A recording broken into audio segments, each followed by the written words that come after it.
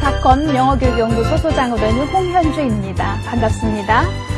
오늘 여러분과 그 자녀의 특성에 맞는 엄마표 영어라는 주제로 말씀을 나누게 되는데요. 이 주제를 택한 이유가 엄마표라고 하면은 아이와 엄마 간의 그 유대관계를 유지하면서 영어 공부를 하는 것이기 때문에 어떻게 보면은 내가 가르칠 대상은 한 명, 잘해야 두 명이잖아요. 그러니까 내가 가르칠 아이 혹은 나와 함께 영어 공부할 아이의 특성을 잘 고려해서 영어 지도를 할 수 있다라는 주제로 드리는 말씀입니다. 제가 이 똑같은 주제를 교사를 대상으로는 하지 않을 겁니다. 왜냐하면 교사라고 하면은 많은 학생을 가르치지 않습니까? 뭐 많으면 10명, 20명, 30명도 되고요. 그런 경우에 하나하나 아이의 특성을 고려해서 수업을 한다는 것은 뭐 거의 불가능한 얘기이기 때문에 이 주제는 반드시 엄마표 영어를 하시는 분께 드려야 될 말씀이라고 저는 생각합니다. 거창한 얘기를 하기 전에 제가 아주 재미있는 사진을 하나 보여드릴게요. 제가 아주 굉장히 예뻐하는 그 쌍둥이 꼬마들인데요. 한 부모 밑에서 동시에 나온 꼬맹이들이에요. 남녀 쌍둥이인데요. 자, 이 장면이 무슨 장면이냐면 그 모래밭에, 그러니까 그 바닷가를 가서 그 모래에다가 이렇게 이제 그 튜브를 하나 넣고 물은 넣지 않고 이제 모래 장난을 시켰는데 이 그림을 한번 보세요. 이 남자 아이는 오빠인데 발에 2살 정도 된 아이들입니다. 발에 모래가 닿는 게 싫어서 울고 서 있어요. 나는 이 장면이 싫다라는 거죠.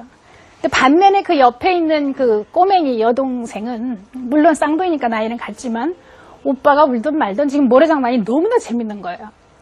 이 두 아이는 만약에 성격이 다릅니다. 거의 동시에 나왔다 하더라도 만약에 이 두 아이에게 똑같은 방식으로 영어 공부를 시킨다 라고 하면 둘 중에 한 아이는 영어가 원수가 될 겁니다. 싫고 재미가 없을 거예요. 그렇다면 교사는 이 아이들을 하나하나를 다 돌볼 수가 없지만 엄마가 엄마표를 하겠다고 마음을 먹으셨다면 아이의 특성을 잘 고려를 해야 된다는 거죠. 접근하는 방식이 다릅니다. 그래서 제가 어느 순간부터 영어교육학자지만 그 심리학 혹은 그 어떤 그 성격 유형 이런 데 관심을 갖게 됐어요. 왜냐하면 굉장히 많은 아이를 가르쳐 보니까 아이들이 너무나 달라요. 그래서 그 분류법이 굉장히 많다는 걸 알았습니다. 어떤 많은 심리학자분들이 굉장히 많은 연구를 했기 때문에. 근데 제가 보니까 이해하기 쉽고 우리가 이렇게 금방 이해할 수 있는 용어로 쭉 설명해놓은 한국인 그 심리학 박사님이 계세요. 김만권 박사님이라고. 그분의 분류법을 따라서 하니까 이해하기가 다소 쉬웠습니다. 김만권 박사님은요, 그 인간의 유형을라고 하면 좀 말이 좀 거창하지만 성격을 크게 네 가지로 구분을 했습니다.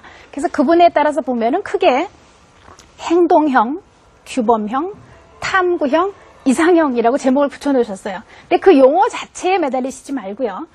특성을 잠깐 살펴보고 난 다음에 이러한 특성이 있는 아이들은 어떻게 영어를 접근하는 게 좋을까를 하나하나 자료를 가지고 살펴보겠습니다. 조심하실 게 한 가지가 있다면 인간의 성격을 이렇게 두부모로 자르는 것처럼 딱딱 자르지 못합니다. 그러니까 이런 어떤 행동형의 특성이 강하기는 하나 100% 그 성격만 보이는 건 아니거든요. 그래서 여러 유형이 섞여 있는 게 대부분의 인간 유형이기 때문에 그 아이와 함께 시간을 보내면서 이러한 특성을 얘가 있으니까 이런 방법이 좋겠구나, 이런 방법도 좋겠구나, 융통성 있게 생각하셔야 됩니다. 행동형 먼저 보면은 그 말 자체에서 느끼는 것처럼 어떻습니까? 굉장히 적극적이겠죠. 외향적인 아이들이에요. 이런 아이들은요, 영어를 굉장히 잘해요. 그냥 생각나는 대로 막 얘기하고도 실수하고도 전혀 두려움이 없는 아이들이죠. 하나하나 살펴보기는 조금 지나기 때문에 지금은 대략 이렇게 보겠습니다. 규범형은 말 그대로 굉장히 규칙을 잘 지킵니다. 소심한 성격들이 많아요. 어떻게 보면은. 네, 규칙을 잘 지켜 시킨 대로 하니까 공부는 잘할 수 있겠죠. 네. 탐구형 아이들은 그야말로 한 군데 이렇게 탐구하는 타입이라네요. 그래서 주관이 뚜렷하답니다. 그래서 선호도가 굉장히 분명해요. 그래서 이 점을 또 잘 고려해야 돼요. 그러니까 싫고 좋은 게 굉장히 주관이 뚜렷하다는 거죠. 자, 이상형 아이들은 말 그대로 이상 속에 빠져 있습니다. 상상력이 굉장히 풍부해요. 요런 아이들을 데리고 그러면은 각각 어떻게 우리가 접근을 하면 아이들이 영어를 재밌어하고 영어에 흠뻑 빠져서 공부할 수 있을까 한번 보겠습니다. 자, 먼저 행동형. 제가 제목을 그렇게 붙였어요. 씩씩한 리더인데 지루한 건 싫어요. 굉장히 많습니다. 이런 아이들이. 특히 초등학교 어린 아이일수록 이런 성향이 더 많아요. 타고난 천성이기는 하지만 그 사회적으로 어떤 중요하다고 하는 것 혹은 어떤 압력 이런 것에 의해서 조금씩 자기의 특성을 바꾸기도 하지 않습니까? 아주 변할 수는 없진 않더라도. 그런데 이 어린 아이일 경우에 이 행동형 성격이 더 많이 나오는 것 같다는 느낌이 제가 듭니다. 자, 이런 아이들은 자유분방하다 그랬습니다. 그러니까는 어떻게 했어요? 이리 뛰고 저리 뛰고 막 하죠. 집중력이 짧습니다. 그리고 아주 재미있는 거를 선호하고요. 조금만 지루해주면 벌써 관심이 돌아가 버려요. 그러니까 저는 그 유치원 영어 선생님들이 굉장히 위대하신 것 같아요. 저는 대학에서 주로 가르쳤고 미국 초등학교에서 한 3년 있었습니다만 대학에서 가르치는 건 정말 너무 쉽더라고요. 모두 다 집중을 하니까. 그런데 이 어린 아이들은 나의 영어 지식이 뛰어나다는 것이 중요한 것이 아니라 걔네들을 어떻게 통제해야 되는가 더 중요하더라고요. 이유는 집중력 때문이죠. 근데 특히 이 행동형 아이들은 산만한 경우가 많습니다. 그리고 굉장히 재밌어야죠. 그러니까 수업이 굉장히 재밌어야 됩니다. 이 아이들을 붙잡아 놓고 20페이지짜리, 50페이지짜리를 30분간 1시간씩 읽어라. 그거는 도저히 안 되는 일이죠.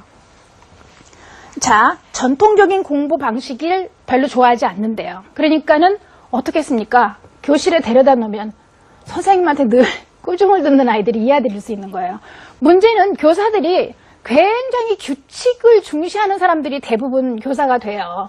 그래서 이렇게 발랄하고 약간은 산만할 수도 있고 생각이 한 군데 오래 머무르지 않는 아이들을 교사들이 못 견뎌할 수가 있죠.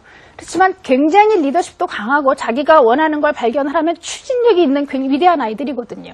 그러니까 이것을 잘 고려해서 수업을 해야 된다는 거죠. 자, 활동적이고 직접적인 체험에 의해서 학습을 한다고요. 굉장히 현실적이에요. 자극을 선호하고. 그러니까 지금 나의 쓸모와 내가 무엇을 지금 필요로 하는 것과 맞닿아 있지 않는 주제에는 관심이 별로 없는 거죠. 그렇죠? 그러니까 굉장히 추상적인 얘기, 관념적인 얘기에는 별로 관심이 없을 수가 있는 아이들입니다. 자, 그래서 이 아이들을 데리고 그러면은 어떤 방법으로 수업을 할까? 키워드는 뭘까요? 이 아이들의 관심을 어떻게 최대한 붙잡고 있느냐 하는 것이 엄마의 역할인 거죠. 그래서 제가 몇 가지를 한번 소개해보고 그 가운데 한 가지는 여러분과 함께 해보기로 하겠습니다. 자, 생활 속 알파벳이라고 제가 이름을 붙였는데요. 어휘나 상표, 전단지 이런 걸 활용하시면 돼요. 그러니까 그 집에 전자제품 보면 다 영어로 요즘 붙어 있죠. 네, 그러니까 보통 우리가 알파벳 하면 A, apple, B, banana 이런 게 아주 공식처럼 되어 있는데 얘네들한테는 그 집안에 있는 상표를 이렇게 말하면서 H 하면 뭐 이렇게 어떤 상표.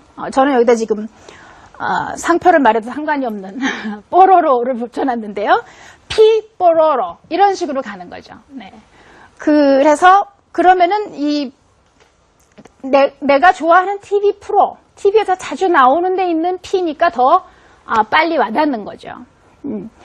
이거 상표 하나를 가지고도 알파벳도 되죠. 파닉스도 됩니다. 왜냐면은 그 파닉스라는 게 글자를 어떻게 소리를 내느냐에 관한 것이기 때문에 또 어휘도 익힐 수 있고요.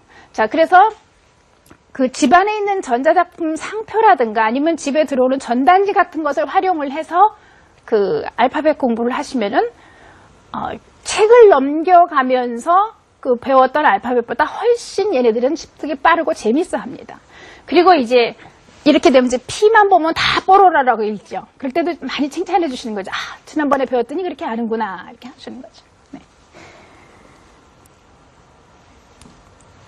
네. 그 다음에 게임형 학습이다. 자, 게임을 하는 동안에 학습이 되도록 고안을 해주셔야 되는 거예요. 근데 이거 굉장히 조심하셔야 돼요. 아이들이 게임 그 자체에만 매달려서 지금 내가 무엇을 하고 있는가를 잊어버리거든요. 그래서 이제 엄마는 내가 요 게임을 통해서 아이가 무엇을 어휘를 익히게 하겠다, 아니면 무슨 삼인신 단수에 S를 붙이는 걸 하겠다라는 계획이 있으셔야 되고요. 아이는 게임에 푹 빠지지만 그것을 통해서 뭔가 습득이 이루어지게 하는 거죠. 주사위를 가지고 하는 놀이도 많고 뭐 빙고도 있고 많이 있습니다. 제가 그 초등학교 선생님들을 대상으로 수업을 했는데요. 선생님들 보고 게임을 하나 고안을 해가지고 오십시다라고 말씀을 했어요. 그랬더니 어떤 분이 아주 재밌는 게임을 해가지고 오셨는데 문법 게임을 해오셨어요. 그게 뭐냐면 이렇게 주사위에다가 한쪽에는 주어를 넣고 한쪽에는 동사만 집어넣습니다.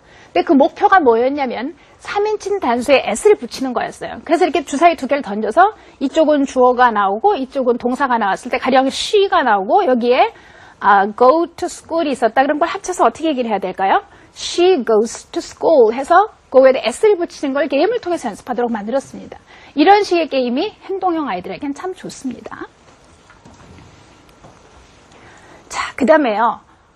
단점이 어디 엉덩이를 오래 못 붙이고 있어요. 자꾸 움직여야 돼요. 그렇죠? 그래서 공부방에 이 바퀴 달린 의자를 마련해주고 책상 앞에 앉아 있어라 하면 계속 바퀴만 돌리죠. 그렇죠? 이거 뭐 온 집안을 돌아다니기도 하고 이 도대체 엉덩이를 못 붙이고 있어요. 그래서 그 특성을 차라리 이용하자는 겁니다. 돌아다니자라는 거죠. 같이. 집중할 수 있는 시간만큼만 한 장소에 놔두라는 거예요. 그래서 이렇게 예를 들어서 뭐 베란다에다가 돗자리를 깔아놓고 이렇게 책을 좀 놔둔다면 리딩 센터 이렇게 해서 거기서 책을 읽게 한다든가. 자, 그거도 리딩 센터에 가서 책을 읽어 30분 이러면 안 되는 거죠. 아이가 집중할 수 있는 시간만큼을 잘 관찰을 하신 다음에 3분씩 여러 번 하거나 5분씩 두세 번 하는 게 훨씬 낫다라는 겁니다. 그럴 때 타이머를 사용하면서 이렇게 시간을 재는 것도 굉장히 좋아요. 또 화장실에서 단어 외우기 이런 것도 무척 재밌어요. 화장실에다 이렇게 단어장을 이렇게 붙여주고요. 그거를 이렇게 넘겨가면서 외우게 하는 것도 굉장히 재밌고 식탁도 좋고 거실에 리스닝 센터 이렇게 TV 볼 수 있게 말하자면 비디오 시청인데 그걸 리스닝 센터라고 해서 하면 이제 공부하는 것처럼 되는 거죠. 자, 장소는 그렇게 구분을 하시고요. 아이와 함께 간판을 붙이세요. 여기는 vocabulary room이다. 뭐 여기는 worksheet center, reading center 이렇게 만들어 붙이고요. 중요한 거는 타이머를 사용하시자는 겁니다. 네, 그러니까 아까 말씀드린 것처럼 3분에서 5분 집중하게 혹은 좀 더 나이에 따라서 길어지면 10분 또 그래서 그날에 이렇게 과제를 이렇게 종이를 써서 주는 거예요. 그러면 아이가 엄마가 오늘은 무슨 과제를 줬나 이렇게 열어보면은 어떤 책을 굉장히 구체적으로 가르쳐 주셔야 돼요. 어떤 책을 몇 번 읽으세요? 어떤 책을 3분 읽으세요? 잠깐 쉬면서 간식은 뭐를 먹으세요? 라는 게 이렇게 있는 거죠. 자, 이런 식으로 해서 게임처럼 공부를 하고 한 군데 가만히 못 있는 아이들한테 재밌는 자극을 줘가면서 공부를 하라는 겁니다. 자, 그 다음에 목독으로 가만히 책을 보는데 집중하기가 어렵습니다. 그러니까 이제 소리를 내서 읽는 방법이 좋은데요.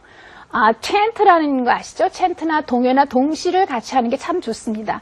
챈트나 동요나 동시는 그 텍스트 자체가 리듬이 있어요. 읽다가 보면 특별히 그 같은 종성으로 끝난 음이 겹쳐진다거나 아니면은 이렇게 다른 어떤 일정 표현이 반복이 된다거나 해서 읽다가 보면 그게 리듬이 이렇게 있거든요. 그런 흥미가 있고 또 그 리듬이 우리로 하여금 기억력을 더 높이게 해준답니다.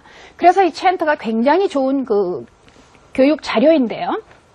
중요한 건 의미에는 그렇게 매달리실 필요가 없어요. 그러니까 그 음이나 어떤 사운드나 어떤 패턴을 반복하기 위해서 하다 보니까 의미가 다소 왜곡되기도 하거든요. 그러니까 그것을 해석하려고 너무 애쓸 필요는 없고요.